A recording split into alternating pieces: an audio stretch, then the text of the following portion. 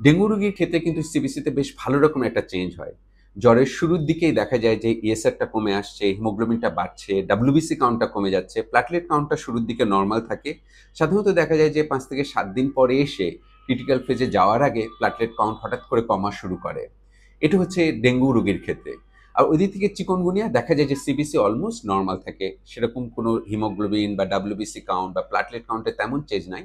তবে কিছু, কিছু রোগীর ক্ষেত্রে দেখা যায় যে প্লাটলেট কাউন্টটা কিছুটা কমে, কিন্তু সেটা কমলেও খুব বেশি মাত্রায় কমে না। যেহেতু প্লাটলেট কাউন্ট ডেঙ্গু রোগীদের ক্ষেত্রে কমে যায়, সেই জন্যই কিন্তু মূলত ডেঙ্গু রোগীদের একটা ব্লিডিং রিস্ক থাকে। এর সাথে আসেন কি যে ওই জীবাণুটাকে আপনি ধরবেন কিভাবে? ডেঙ্গু রোগীর ক্ষেত্রে জ্বর শুরু হওয়ার সঙ্গে, সঙ্গে কিন্তু NS1 অ্যান্টিজেন বলে একটা অ্যান্টিজেনিক টেস্ট আছে, যেটা কিন্তু পজিটিভ হয়ে যায়। যেটা দেখে কিন্তু আমরা বলে দিতে পারি কি যে আপনার ডেঙ্গু হয়েছে। কাজেই সিবিসিতে একটা চেঞ্জ, তার সাথে NS1 অ্যান্টিজেন যখন পজিটিভ হয়ে যায়, তখন কিন্তু সহজেই বলা যায় যে আপনার ডেঙ্গু হয়েছে। কিন্তু অ্যান্টিজেনিক টেস্টটা কিন্তু আমাদের দেশে চিকুনগুনিয়ার ক্ষেত্রে এভেইলেবল না।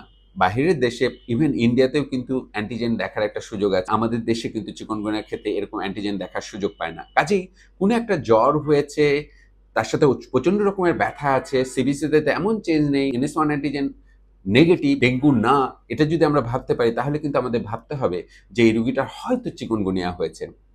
তবে মজার বিষয় হচ্ছে কি যে ইদানিংকালে এবছর থেকে আমরা RT-PCR করার একটা সুযোগ পাচ্ছি, যেখানে ডাইরেক্টলি ভাইরাসকে ডিটেক্ট করা হয়। যে টেস্ট হচ্ছে একটা জেনেটিক টেস্ট, যেখানে ডেঙ্গু, চিকুনগুনিয়া এবং জিকা ভাইরাস, যে ৩ টা ভাইরাসই কিন্তু মেইনলি অ্যাডিস মশার মাধ্যমে ছড়ায়, এই ৩ টা ভাইরাসকে কিন্তু আলাদাভাবে ডিটেক্ট করার একটা সুযোগ আছে। খরচও খুব একটা বেশি না। কাজেই আমরা যদি সুযোগ থাকে, আমাদের যদি করার স্কোপ থাকে, তাহলে আমরা RT-PCR করলে কিন্তু জ্বর শুরু হওয়ার ১ম দিনেই কিন্তু এই RT-PCR করলে এটা কি আপনার ডেঙ্গু জ্বর, না চিকুনগুনিয়া জ্বর, না জিকা ভাইরাস ইনফেকশন, এটা কিন্তু আমরা ধরে ফেলতে পারি। এছাড়াও আরো বিভিন্ন ধরনের টেস্ট করার প্রশ্ন আসে। এখন এটা কেন গুরুত্বপূর্ণ কি যে আপনার ডেঙ্গু না চিকুনগুনিয়া হয়েছে? এটা জানার সবচেয়ে গুরুত্বপূর্ণ বিষয় হচ্ছে, আমরা জানি যে ডেঙ্গু এবং চিকুনগুনিয়াতে প্রচণ্ড রকমের ব্যথা থাকে। রোগী ব্যথায় কিন্তু ভীষণ কষ্ট পায়। চিকুনগুনিয়া রোগীর ব্যথাটা অনেক, অনেক বেশি থাকে। সত্যিকার অর্থে এত ব্যথা হয় যে রোগী দাঁড়াতে পারে না। এইজন্যই রোগটার নাম কিন্তু চিকুনগুনিয়া। রোগীর একটা অদ্ভুত পোস্টার থাকে। রোগী দাঁড়াতে পারে না, বসলে উঠতে পারে না বা বসতে পারে না। বিষয়টা হচ্ছে উনার জন্য প্রত্যেকটা অ্যাক্টিভিটি ভীষণ রকমের কমপ্লেক্স হয়ে যায়। উনাদের একটা অদ্ভুত রকমের বডি পোস্টার থাকে। একটা অ্যাবনরমাল বডি পোস্টার থাকে। এইজন্যই এই রোগটাকে বলা হয় চিকুনগুনিয়া। কাজেই প্রচণ্ড ব্যথা হলে আমাদের একটা ব্যথানাশক ওষুধ বা ব্যথা কমানোর ওষুধের একটা প্রশ্ন আসে। এখন কোনো রোগীতে যদি আমরা কনফার্ম না হই যে উনার ডেঙ্গু হয়েছে না চিকুনগুনিয়া হয়েছে, তাহলে কিন্তু আমরা ব্যথানাশক ওষুধ প্রয়োগ করতে পারি না। কারণ আমরা জানি যে ডেঙ্গুতে যদি আমরা ব্যথানাশক ওষুধ পার্টিকুলারলি যদি NSAID ব্যবহার করি, তাহলে কিন্তু ব্লিডিং এর রিস্ক বেড়ে যায়। এইজন্য আমাদের খুব ভালোভাবে রোগীটাকে দেখে, কথা শুনে এবং ইনভেস্টিগেশন করে আগে কনফার্ম করে নিতে হবে কি যে উনার আসলে ডেঙ্গু হয়নি, উনার চিকুনগুনিয়া হয়েছে। তখনই কিন্তু আমরা ব্যথানাশক ওষুধ প্রয়োগ করতে পারব। তার আগে পর্যন্ত, এটা কনফার্ম করার আগে পর্যন্ত আমাদের নিরাপদ ওষুধের ভিতরে থাকতে হবে। পার্টিকুলারলি প্যারাসিটামল বা ট্রামাডল বা মাসল রিল্যাক্সেন্ট, এই ধরনের ওষুধ দিয়ে আমাদের কিন্তু জ্বর এবং ব্যথা কমানোর চেষ্টা করতে হবে। এবার আসেন হচ্ছে ইনভেস্টিগেশনের পরে আমরা ডিসকাস করি কি যে আমরা ম্যানেজ করব কিভাবে। অধিকাংশ ডেঙ্গু বা চিকুনগুনিয়া রোগী কিন্তু বাসাতেই ম্যানেজ করা সম্ভব।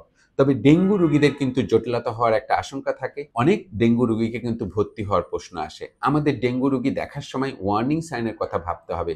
যদি কোনো রোগীর প্রচণ্ড রকমের পেটে ব্যথা থাকে, অনেক বেশি বমি হয়, রোগী যদি কনফিউজড হয়ে যায়, এলোমেলো আচরণ করে বা রোগীর শকে চলে যায়, ব্লাড প্রেশার কমে যাচ্ছে বা পালস বেড়ে যাচ্ছে বা রোগীর ব্লিডিং টেন্ডেন্সি বেড়ে যাচ্ছে বা কোনো শ্বাসকষ্ট হচ্ছে, পেটে বা বুকে পানি চলে এসেছে, এগুলো কিন্তু ডেঙ্গু রোগীর একটা ওয়ার্নিং সাইন।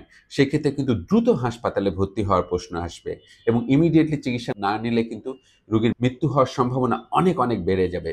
আপনি যদি চিকুনগুনিয়ার ক্ষেত্রে ভাবেন, তাহলে চিকুনগুনিয়াতে প্রচণ্ড রকমের ব্যথা হবে। কিন্তু এই ধরনের জটিলতা, এরকম লাইফ থ্রেটেনিং কমপ্লিকেশন হওয়ার সম্ভাবনা কিন্তু অনেক কম। কাজেই চিকুনগুনিয়াতে মরবিডিটি বেশি, কষ্টটা বেশি, কিন্তু মৃত্যু হার অনেক কম। কিন্তু অপরদিকে ডেঙ্গুতে কষ্ট হয়তো অতটা বেশি না, কিন্তু মৃত্যু হার সম্ভাবনা অনেক বেশি। কাজে ডেঙ্গু এবং চিকুনগুনিয়ার ম্যানেজমেন্টে কিন্তু ইস্যুটা, এটা একটা দারুণ রকমের একটা পার্থক্য করার মতো একটা বিষয় আমরা কিন্তু খেয়াল করছি। এবং দুটো জ্বরেই কিন্তু প্রচুর পরিমাণে ফ্লুইড খেতে হবে, রোগীকে বিশ্রামে থাকতে হবে এবং রোগীকে একটা ক্লোজ অবজারভেশনে রাখতে হবে।